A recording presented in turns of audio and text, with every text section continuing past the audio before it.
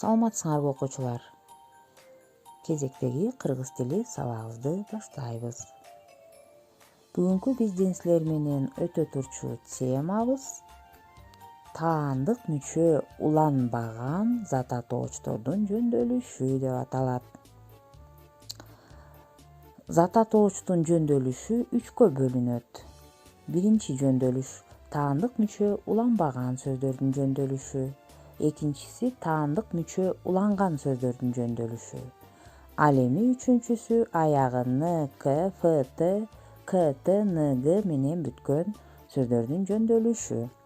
Бүгүн биз силер менен таандык мүчө уланбаган сөздөрдүн жөндөөлүшүн карайбыз. Аягы үндүүлөр менен бүткөн зат атоочтор жөндөөлгөндө мүчөнүн башкы тыбыштары сакталат. Тактап айтканда өзгөрбөйт. Мисалы, топу деген сөздү алалык. Аягы үндүү тыбыш менен аяктады. Илик жөндөмөсүндө топунун, барыш жөндөмөсүндө топуга, табыш жөндөмөсүндө эмнени топуну, жатыш жөндөмөсүндө эмнеде топуда, чыгыш жөндөмөсүндө топудан. Өзүңөр көргөндөй, аягы үндүү менен бүткөн зат атоочтор жөндөөлгөндө мүчөлөрдүн баштапкы формасы өзгөрбөйт экен. Ал эми аягы жумшак үнсүздөр менен бүткөн зат атоочтор жөндөөлгөндө эки жөндөмөдө гана өзгөрүү болот экен. Илик жана табыш жөндөмөсүндө. Ал эми башка жөндөмөлөр өзлөрүнүн мүчөсүнүн баштапкы формасын жоготпойт. Мисалы, кол деген сөздү алалы. Л тамгасы менен аяктады, бул жумшак үнсүз. Илик жөндөмөсүндө колдун, барыш жөндөмөсүндө колго, табыш жөндөмөсүндө колду, жатыш жөндөмөсүндө колдо, чыгыш жөндөмөсүндө колдон болду. Өзүңөр көргөндөй, бул жерде табыш жөндөмөсү менен илик жөндөмөсү гана өзгөрдү. Ал эми аягы каткалаң үнсүздөр менен бүткөн сөздөр жөндөөлгөндө мүчө дагы каткалаңдашып кетет. Демек, мүчөлөрдө өзгөрүүлөр болот экен. Мисалдан байкайлы.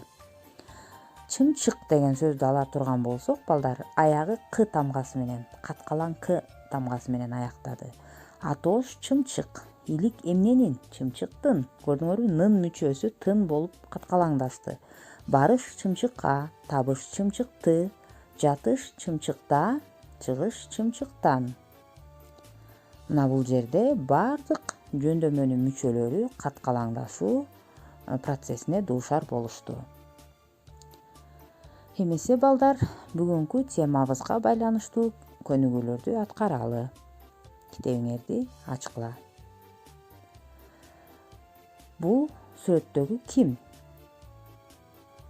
Жөндөөгүлө жөндөмөлөр боюнча бир гана ушул сөздү жөндөйсүңөр. Андан кийин экинчи тапшырма китептен берилмекчи. Аягы з, р, ый тыбыштары менен бүткөн 3 зат атооч сөздү жөндөйсүңөр. Демек, з менен бүткөн бир сөз, рга бир сөз, ый менен бүткөн бир зат атоочту гана жөндөйсүңөр. Үчүнчү тапшырма. 249 көнүгүүдөн аягы каткалаң үнсүздөр менен бүткөн жөндөмөдө турган зат атоочторду тапкыла. Баарын жазбайсыңар. Каткалаң үнсүз менен бүткөн жөндөмөдө турган зат атоочторду гана терип жазат экенсиңер. Шуну менен сабагыбызды аяктады. Саламатта калгыла, балдар.